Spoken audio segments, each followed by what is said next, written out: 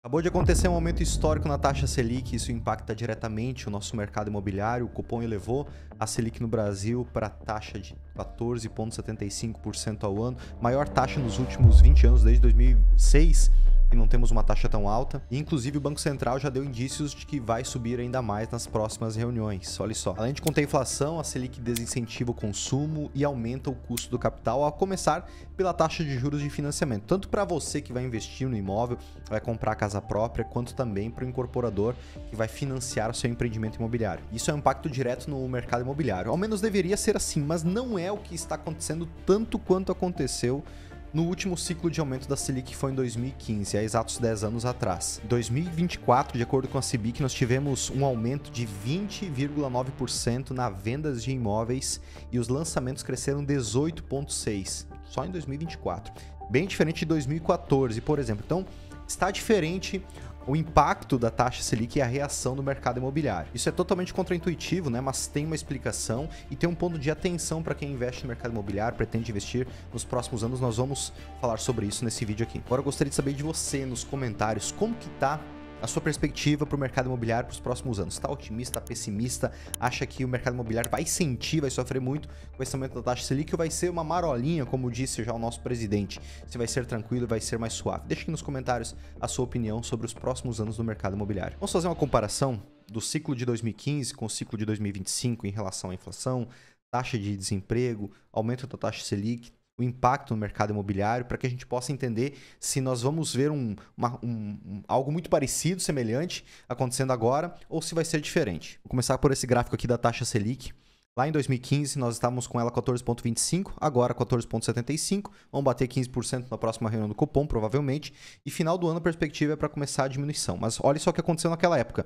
Mais de um ano, de agosto de 2015 até outubro de 2016, nós estivemos com a taxa Selic alta, parada, estabilizada, para conter a inflação, tá? E agora nós estamos chegando ela, então, há exatamente aí 10 anos depois, ao mesmo patamar antigo. Ou seja, isso está parecido, né? Uma coisa com a outra está bem parecido. Vamos olhar agora a questão da inflação. Já a inflação está bem diferente, olha só.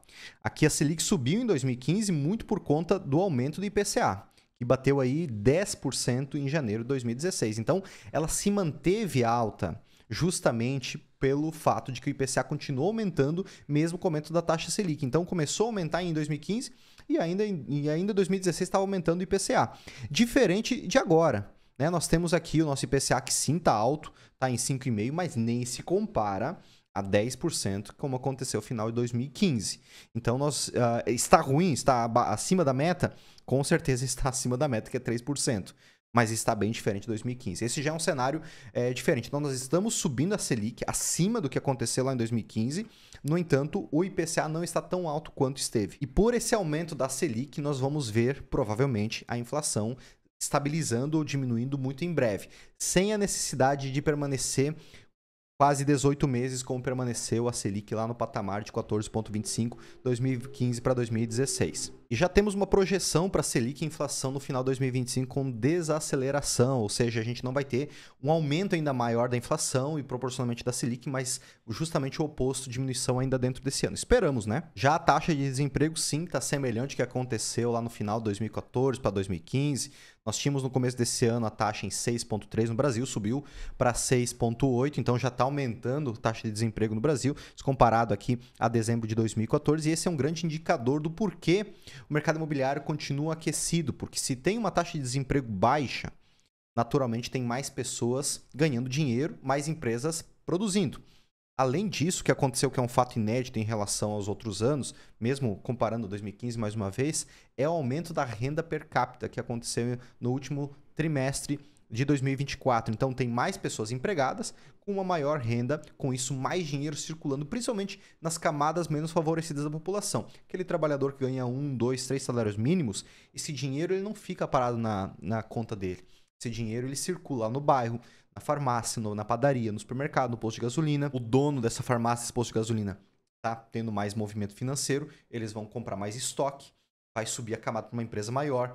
Então, a economia vai se retroalimentando, vai chegar num patamar de empresas ou de profissionais que vão estar ganhando dinheiro em virtude dessa economia na base aquecida e vão estar podendo guardar esse dinheiro, reservar para uma entrada num apartamento, numa construção, numa casa e assim por diante. Muito por conta disso, o mercado imobiliário esteve super aquecido em 2024 e está iniciando 2025 também aquecido. Nós temos também mais um ponto de mudança do mercado imobiliário de 2015 para 2025, que é a sofisticação do mercado imobiliário. Os bancos têm mais fundamentos de análise. Nós tivemos em 2018 a lei do distrato, que facilitou o encerramento de contratos entre incorporadoras e também investidores, clientes, facilitando para bancos financiarem empreendimentos, facilitando para incorporadoras continuarem saudáveis.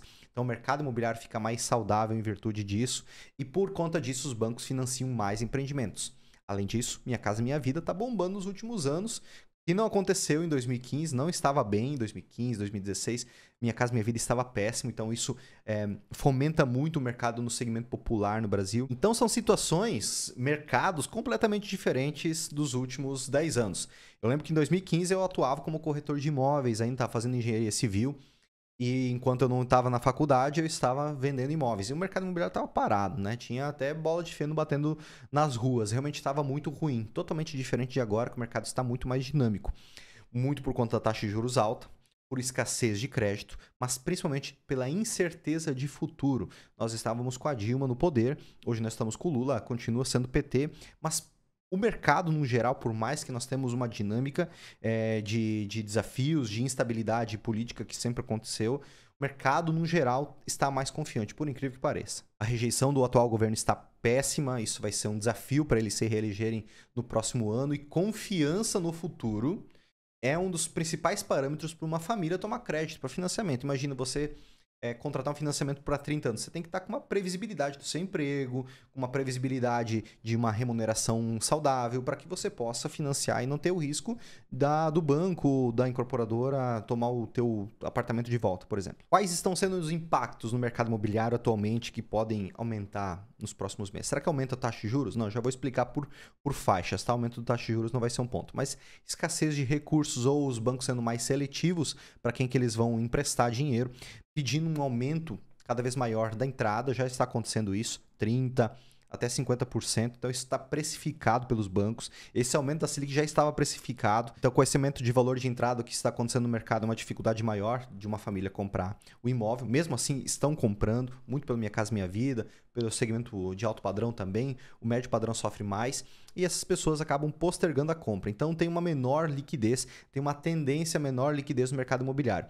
Os preços ficam estagnados por mais tempo. Vamos ver aqui um gráfico da taxa Selic. Se nós compararmos aqui, na verdade, a valorização dos imóveis lá em 2015 estava diminuindo bastante, diminuiu muito por conta da taxa Selic, muito por conta também da inflação. Os preços ficam mais estagnados, eles não têm uma valorização. Tu vê que aqui ele praticamente não teve movimento negativo, ele simplesmente estabilizou de preço. Tem regiões que continuam valorizando, tem outras regiões que está negativos, dentro da própria cidade. E não é o que está acontecendo agora. Mesmo com a Selic já alta, nós continuamos com o aumento do preço dos imóveis. Então o mercado ele está mais dinâmico.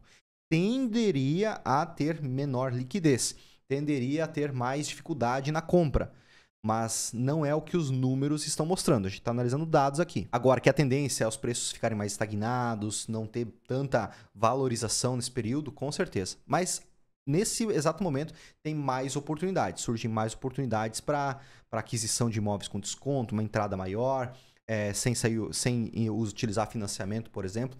Hoje, investimentos em apartamentos na planta, assim como aconteceu nos últimos anos, também vai ser uma tendência, porque uma família que quer comprar a casa própria, quer comprar um apartamento, ela não consegue dar uma entrada de 30%, 50% no imóvel, mas ela consegue comprar um apartamento na planta com 10%, 15% de entrada.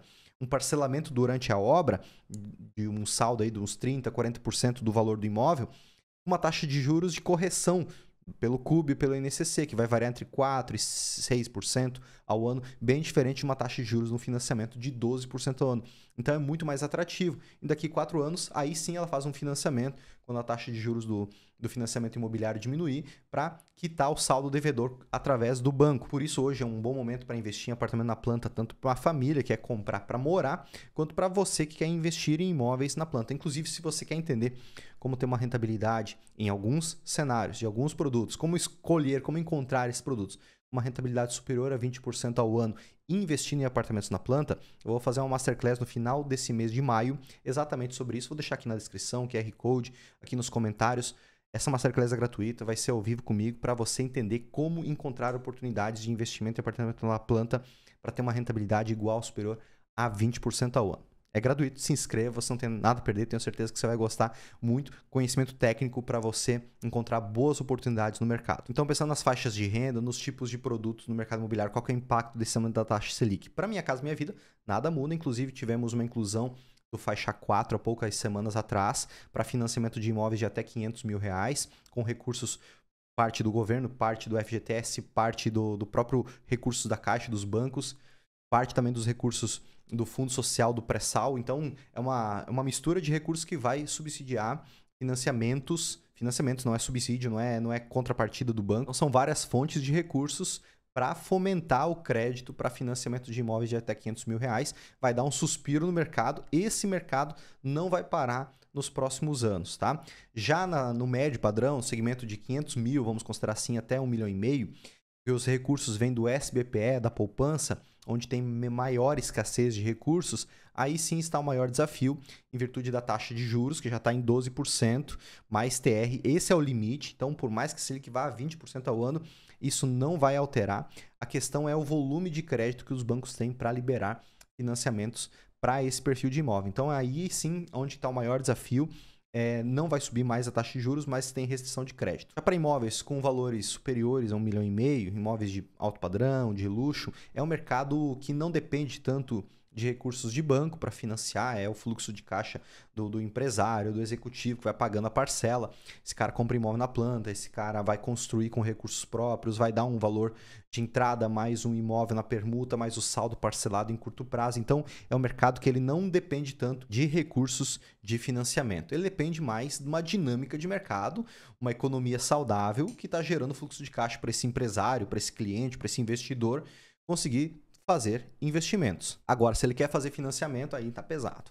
É CDI mais 2 a 5% ao ano, ou seja, a gente está falando em 15%, 17% aí de taxa de juros ao ano, às vezes 20% ao ano. Para quem é incorporador, taxa de juros está próxima de 20% ao ano.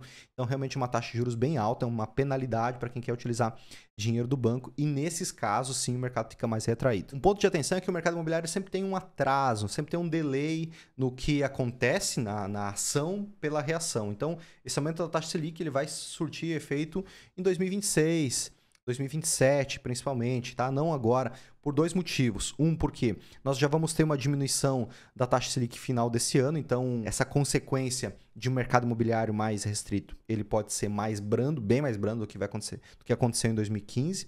E também temos um outro ponto em 2026, são eleições para a presidência da República. Então, qualquer problema que acontecer em 2025 e 2026 vai ser varrido para debaixo do tapete para preservar aí a imagem do governo atual e se candidatar a pleitear a uma nova reeleição em 2026. O que você acha que vai acontecer? Você acha que o Lula vai ganhar? Que vai ter algum candidato Bolsonaro aí no pleito? O fato é que se 2026 não vem um impacto para a economia do Brasil em virtude do déficit fiscal, em virtude dessa taxa de inflação, vai vir em 2027, vai vir em 2028, né? Então, você tem que se preparar pensando muito mais no médio prazo do que pode acontecer. Se a gente olhar para os últimos anos, né, se a gente olhar mais uma vez para o mercado imobiliário em 2016, 17, 18, ele se recuperou e se recuperou muito bem depois disso, com o aumento do preço dos imóveis, com o aumento de liquidez. Não sei se isso realmente acontecer, se a taxa Selic começar a cair ainda em 2025, uma perspectiva de 12, 12,5% ao ano em 2026, nós vamos ver um impacto bem menor no mercado imobiliário que aconteceu em 2015. Lembrando que regiões de alta demanda não vão sentir tanto quanto regiões que o dinheiro está saindo delas, né? Então, se você for investir em imóveis, invista em regiões onde estão crescendo, estão começando a crescer, principalmente em imóveis na planta, onde você tenha aí uma menor entrada, uma taxa de juros menor durante a construção e o saldo para pagar depois de 3, 4 anos. Espero que você faça bons investimentos no mercado imobiliário em 2025, 2026 e até mais.